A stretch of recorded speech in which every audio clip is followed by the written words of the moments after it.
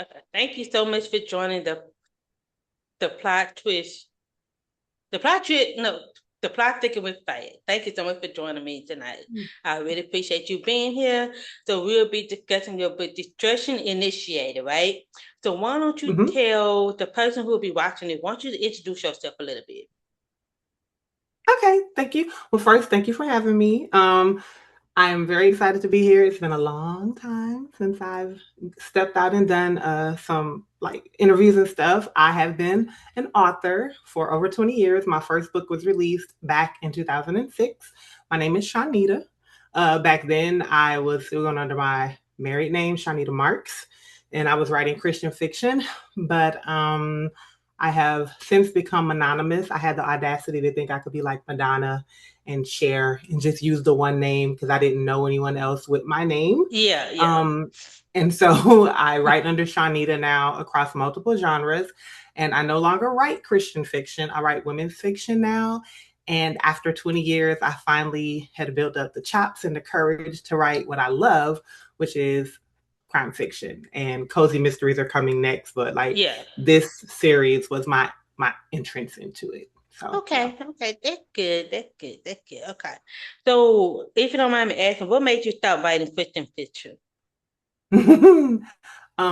I love the family of believers, but believers, and not in a way where like I don't love church people, but I write very spicy, and I like to tell the full story because I want to share a character's full arc.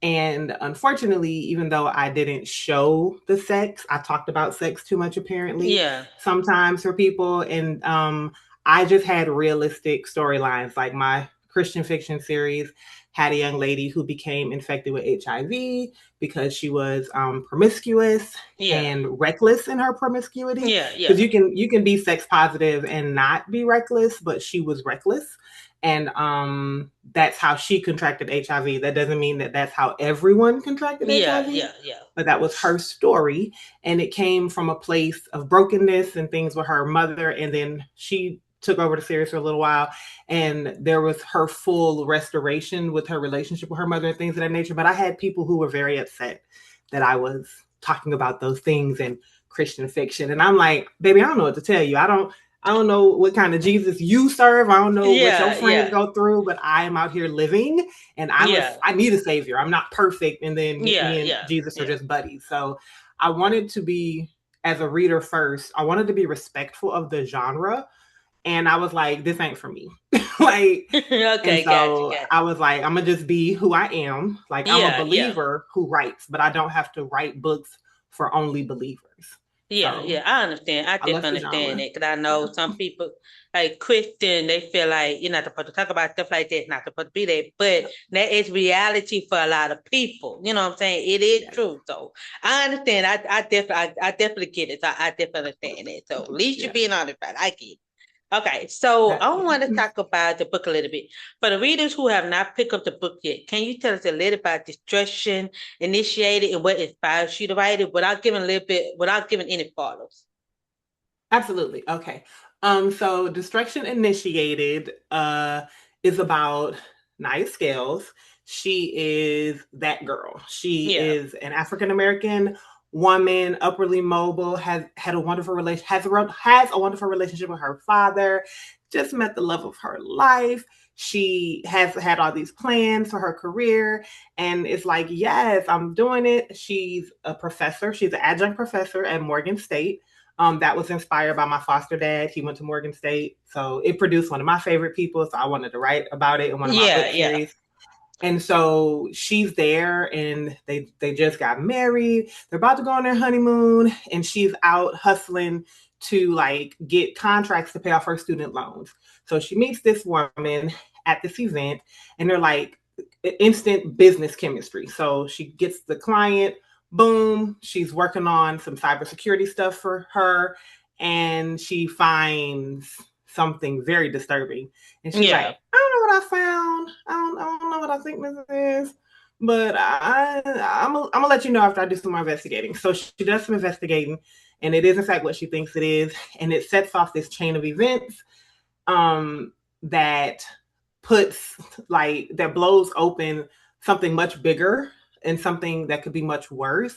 And it puts her and her fiance's honeymoon and lives in jeopardy. And Yeah, yeah. so, that's I'll say that. So you said not to give any spoilers, so I'll stop there. Okay. Yeah, yeah. It definitely did. It definitely did. I liked it. I like about the cybersecurity. We don't read too many books about cybersecurity, right? So Nala Mm-hmm. is a cybersecurity consultant who suddenly found herself dealing with something much bigger than what she expected. What made you want to create a home in a cybersecurity field? What made you decide to write, I work in when she tech. yeah, yeah, yeah. Yeah. I work in tech. And at the time when I received the inspiration for the book, I was actually working at Women Who Code.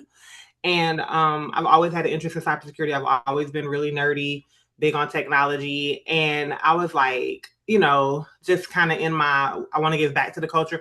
I like to write books that represent multicultural, like harmony and inclusion. Some people call it fantasy fiction or fantasy, but it's reality if we do the work for it. But I Yeah, yeah. always have series dedicated to Black women. Yeah, yeah, yeah, yeah. And my first series dedicated to Black women was Natural Sisters, but this is the new series dedicated to Black women. So I wanted like a Black girl in tech who basically represented how Black women always step up, go above and beyond, and we do stuff to save the world. Like the fact that it was a Black woman that created, the vaccine for COVID. Like I wanted to personify that, but in technology and using cybersecurity. So that's where the inspiration for her came from. And I was actually watching all the stuff happening when 47 was 45, and that's what inspired the destruction initiation. Yeah, yeah. Was the destruction, and his election Okay. was the initiation. To be quite frank with you, it was my way of processing that happening. Okay. Yeah, okay, gotcha, gotcha. Okay. So the question I'm gonna ask, I feel like it might kind of give it a follow. I'm just gonna say now let's say she discovered something, right? But they uncovered a major threat. Mm-hmm. At what point did you know this story was going to be Yes. more than a technology-based thriller? Um, when when I get the inspiration, I don't get stories, I get series. So it's Yeah. going to be an 8-book series, and I've known that from the beginning. I have all 8 of the covers already designed, and I knew it was going to be more when I thought about being able to write from the opposition to what was going on. So this was around the mid 2010s that I started mulling over the thought of it. Like I said, it was inspired by the previous when he was 45 and not 47. And I was like, we're always saving the world and we're always blaming white men. Yeah, yeah. I want to have a story that centers women, and I want a story that centers our ability to do things. So I wanted to write a story from that vantage point. And as you get into the next book in the series, you actually see the point of view of the actual villain and the person behind the code that Naya found, and it's a woman. So I can tell you that because it's already Yeah. been disclosed in the next book. Um, but I wanted to show like we can absolutely dominate what used to be male dominated fields, and that's where the inspiration for it came from. And I knew that it was bigger than just like a novella or a short story because I saw all of the decoding queens. Like when I saw Naya, I saw her reaching back. It was a lot of the things that my dad instilled in me. Like I Yeah. write from a very personal place. So my dad always told me reach back and mentor, give back. Like if you go through a door, leave it open or take someone else with you, things of that nature. And so that's where by the end of the book, what you'll see is her like, yes, I'll do this for you. Cause like the way that the book ends, of course, everyone picks up a crime fiction, either something gets resolved. So the Yeah, yeah. resolution of the story is she gets the attention of people who need her help with solving cyber crimes. And she's like, I'll do this, what you're asking. They want her to train their people. And she's like, I'll do this, but only if I can train Black women, only if you promise spots to a certain number of Black women Yeah, yeah, from yeah. HBCUs. So that's where it came from. Like that's how I knew. I saw some stuff in the news, as is normally what inspires me, or on social media, and Naya was born, and that was it. Like, and now Okay, okay, okay. I'm into book three. I'm writing book three right now, and it's yeah. So. Okay, okay. Okay, so there's gonna be a lot of serious to this book. Okay, so that's good. So we have something to keep us entertained. Okay, so I know book two is already out, and so you're working on book three. Okay, gotcha. Okay, so Yeah. let me ask you this. Okay, cybersecurity isn't something that we see every day in fiction, but I know you said your father was into cyber, right? Or you into cybersecurity? I work in tech. Yeah, Okay, okay, I work okay, in gotcha. tech. I don't work in cybersecurity. I know enough. I'm actually my master's is in technical communication, and so Okay, in English technical communication. So I'm the person that if you have a cybersecurity software and you need help with writing documentation to help people use your software, I can help with that, or I can help put the website together. I do a lot of human computer interaction. I know this is getting very nerdy and very boring, but yeah, I love technology. Like I've been yeah. Okay, coding gotcha. since '99, things like that. So I'm intrigued by the concept of it and being aware of how dangerous it is and how immersed like technology is in our lives now. Yeah, And author's mind, it just goes places. And my mind went to what would happen if this happened. yeah, It was yeah, like yeah, it's like the technology version of COVID, if you will, right? yeah, So it's yeah. like COVID shut down our lives Yeah, because it they weren't did. Yeah. prepared. And so this is the technology version of somebody putting something somewhere that could shut down all our lives. Yeah. Yeah. Gotcha. Gotcha. Gotcha. Okay. I want to say Nara is incredibly intelligent, but she also was under enormous amount of pressure. How did you balance showing both her strength and her vulnerability? Because I noticed that her husband did try to help out in some things, but she like, no, I don't need your help. Like she was very like a strong-willed woman in a sense, right? So Mm-hmm. how did you balance showing that? Um, well, I lived it first. I took inspiration from some feedback I've received from myself, from people who I trust over years.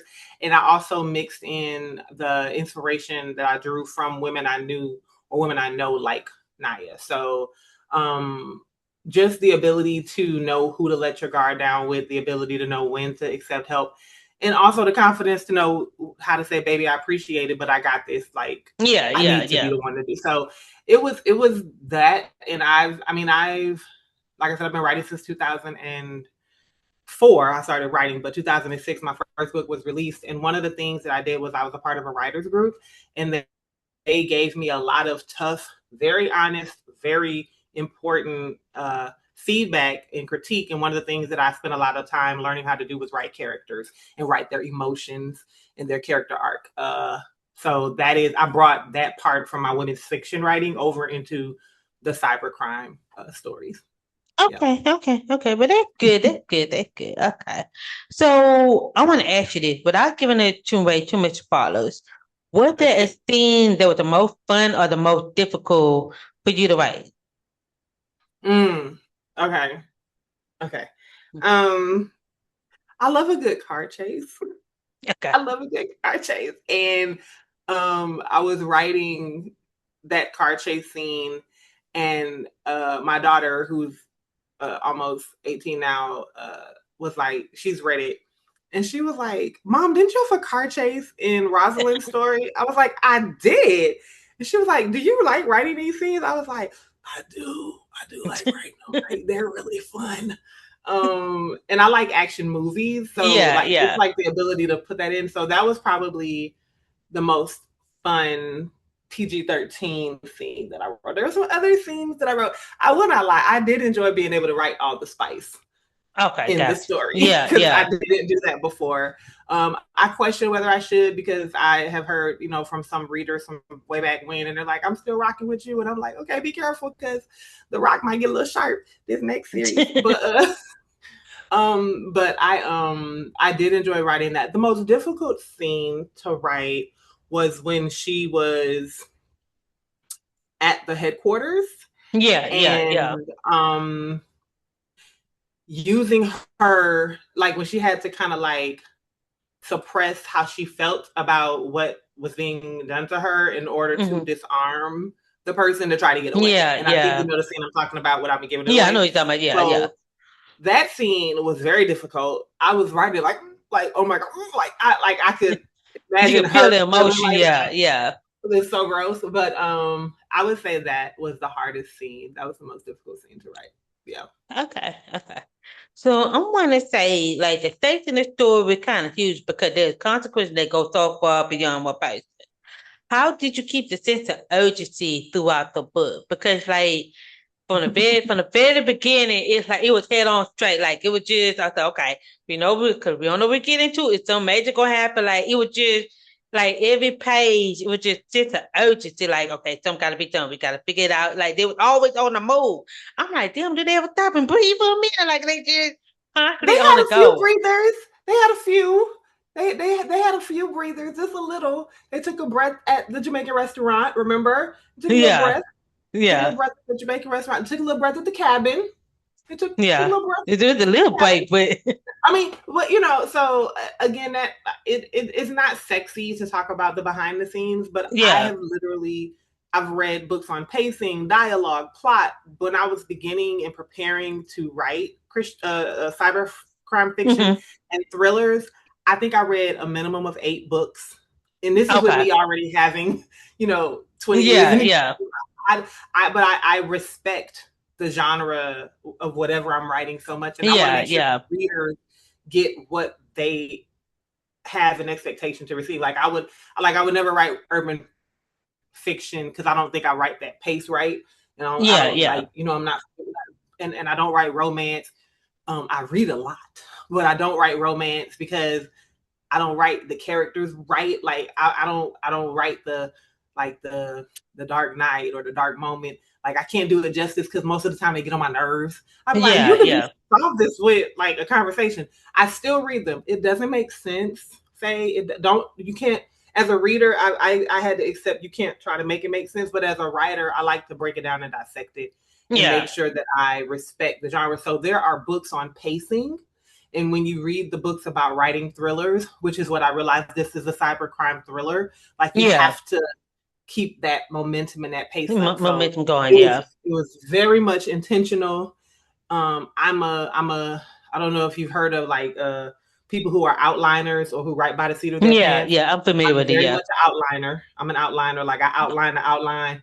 At the time that this was being written, I played with my characters in The Sims because I wanted to see them, like in The Sims 4, the video Yeah. game.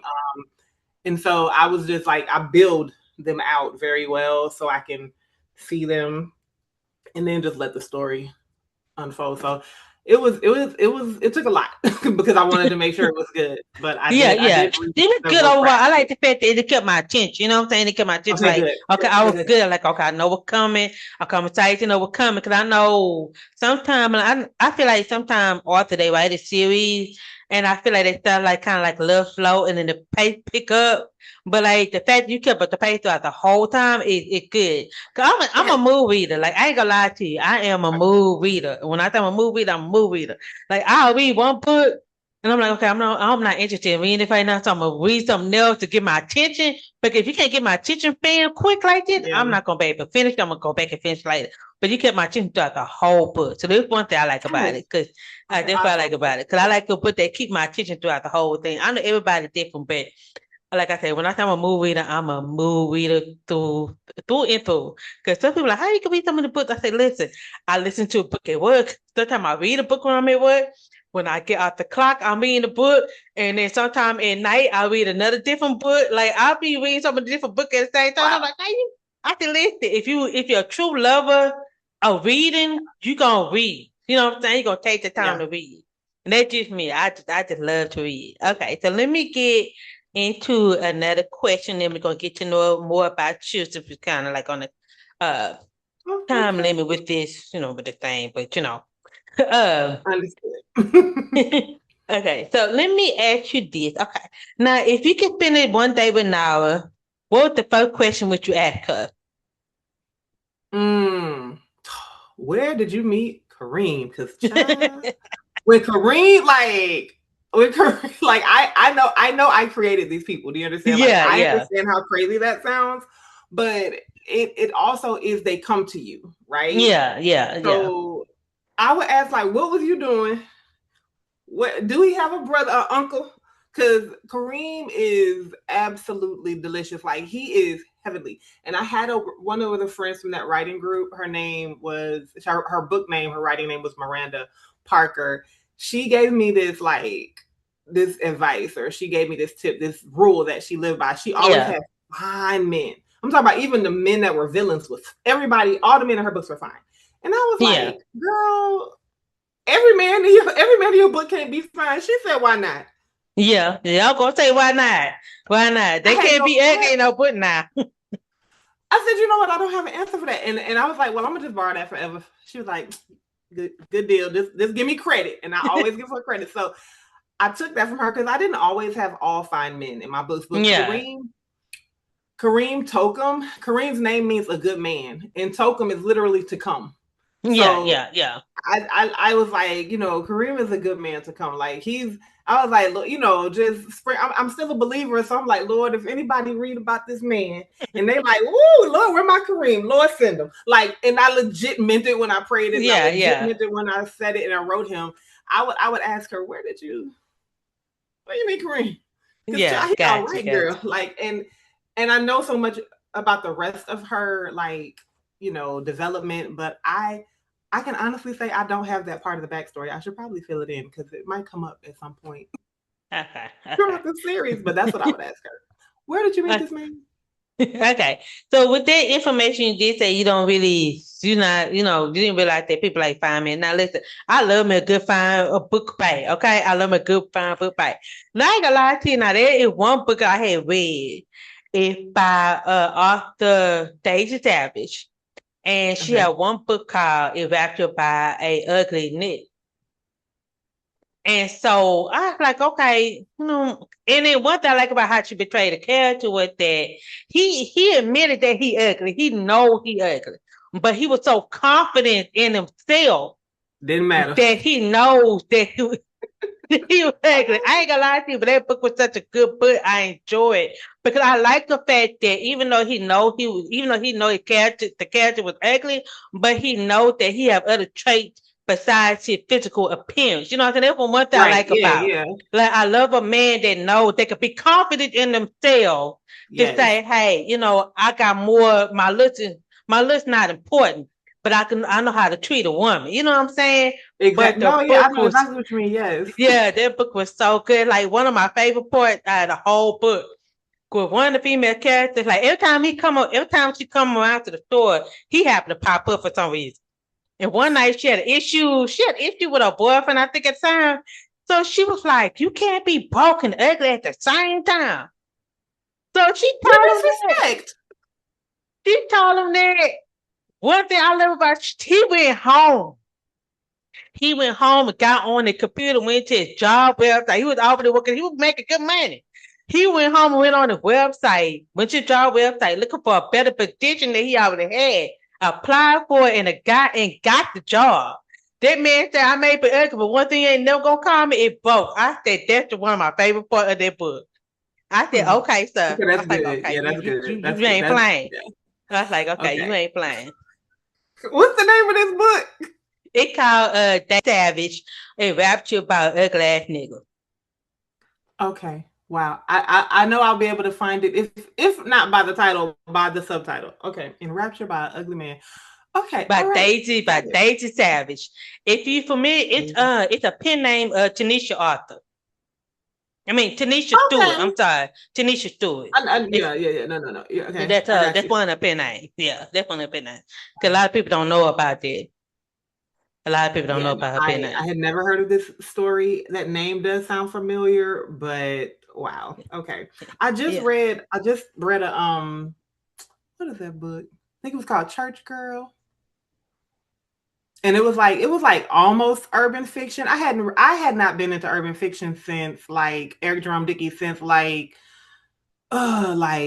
Coldest Winter Ever. Like I hadn't really read a lot of like I yeah, was yeah, Jane in middle school and high school. I really should not have been reading it. But I mean, like, I had read through it and like kind of ventured off into, women's fiction and things like that. And then I got started kicking it with Jesus. And when I was being abstinent, I couldn't read it because the sex would be too good. And I was trying to hold myself till I got married. But I don't know if I've ever read any of her stuff. The name does sound familiar though. Okay, yeah. I know Tanisha Stewart really known for physiological thriller. That's what she really known for. Physiological thriller. She's known for psychological thrillers. Okay. That's what she's known for. But she does have two. That might be why, because when I was researching, that might be why I know that from when I was researching. Tanisha Stewart one of physiological thriller. Yeah, that's her other pen names. Yeah. But if you listen to Audible, if you like Audible, it's on Audible. If you don't want to read a book, you could definitely listen to it on. I love reading. I prefer reading, and I'm one of those people. I can't. I've only been able to listen to one actual audio. I can listen to nonfiction audiobooks. Okay. But I can't listen to fiction, and I think it's because when we were little kids. Like, I'm aging myself here, but we would, in our classrooms, we would have reading time, and we would have the physical book with the audio book, and it would be ding. And so you're looking at it while you're reading it.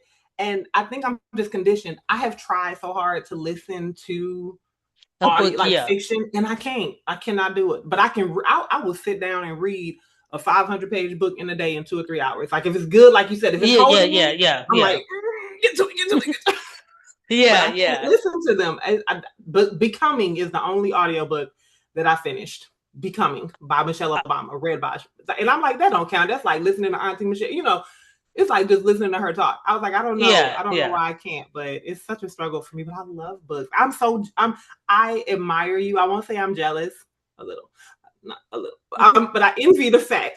That you can read, like, listen to audiobooks and get the same pleasure and like fulfillment from it. Because I tried so many times, and I just you just have to find your narrator. I'm just gonna say you have to find your narrator, because like there's some book that I had actually read.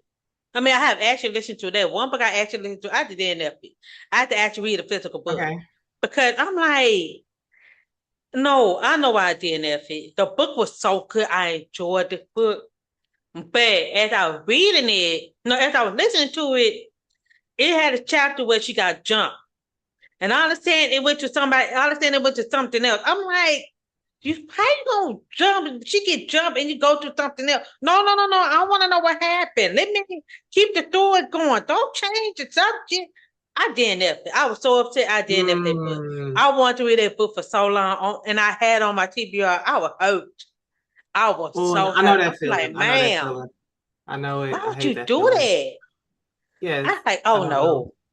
I said, I have upset a lot of readers, especially in my Christian fiction. Like I told you my story. But I don't like disappoint the readers like that. Like, and I was trained not to, like, again, we were in a writer's group, and it was like, these are the things you don't do. Like, you don't like betray the genre. Like, you don't have a romance and nobody ends up together. They will come tar and feather you. You know what I mean? I was like, really? They were like, oh no, these people will come for you. I was like, okay. That might be another reason why I don't write romance, because I don't think I'm gonna do it right, even though I love to read it. But you just never know unless you. I mean, I'm gonna say this. Even though I'm a reader, I tell authors all the time, you're gonna find your readers. You know what I'm saying? It may not be me, it might be somebody else. That's what I'm saying. Right. You can't always let something discourage you from writing what you really want to write. You know what I mean? Oh, no, I don't. That's what I'm saying. That's when I knew I didn't want to write it. I don't want to. Okay, gotcha. That's what I'm saying. Like, because that's what I'm saying. Like, I've always wanted to write. Like, I used to call the lady from Murder, She Wrote, Angela Lansbury. I used to call her my Auntie Angela. Like, I always knew I would someday write a mystery or cozy mysteries or thrillers. And I would, I was just, of course I got married. Like I mentioned, I got divorced, and my writing had to like slow down so I could care for my family and whatnot. But I always knew, I was like, I'm gonna take this time. I'm gonna learn this genre. But I it's more of a respect for the readers. When I really want to do something, I'm gonna do whatever I need to do to get it done. Yeah, gotcha. I didn't have that for romance. I was like, I think this is just for me, like, because I love to read it. You know, I was like, I think I'm just a romance reader. And I'm and like, there's elements like as you see in Destruction Initiated, there's Yeah, romance in the book, yeah, but yeah, I don't write romances like the traditional meet cute, yeah, fall yeah, in love and then almost fall out and then happily ever after or happily for now. Like I don't write those. And I just had to make peace with it because I was like, because my friends were like, girl, you need to read, you need to write this, you're leaving a lot of money on the table. I was like, but I ain't got no passion. And I was like, I can't write just for the money. Like I have a yeah, job. yeah, I make yeah, really good money at work. I can't do everything I do just for monetary yeah, value. yeah, I need definitely, to have like definitely. it has to serve some purpose. Yeah, So yeah, yeah. I definitely understand. I get it, I get it, I get it. Okay, I'm gonna ask you last Mhm. question because we have like 5 minutes left. So let me ask you this. So for the readers who are new to you and they're picking up Destruction Initiated, right? Mhm. And then they're gonna be part two. What would you say to the readers that going into book two? What would you say Mhm. to them? And to that way they could get excited about book two. Okay. I would say buckle in. Like strap in because it the drama, the conflict, and the stakes are so much higher because we introduce the students for the Yeah, yeah. program that come as a result of the end of Destruction Initiated. I would say buckle in, like strap in, get ready for more hot, sexy scenes, get ready for more higher stakes. And it's I think it's a fun book. I do. And more love between Kareem and Naya. Like again, I don't Okay. write romance, but I do Yeah, like yeah, yeah, yeah. I like to write loving couples. So Yeah, cause that'd be they're good. Yeah, fun. I yeah, think. that definitely good. Cause I can't. I'm excited. I'm definitely excited to read book two. I'm definitely gonna have you back. So since you already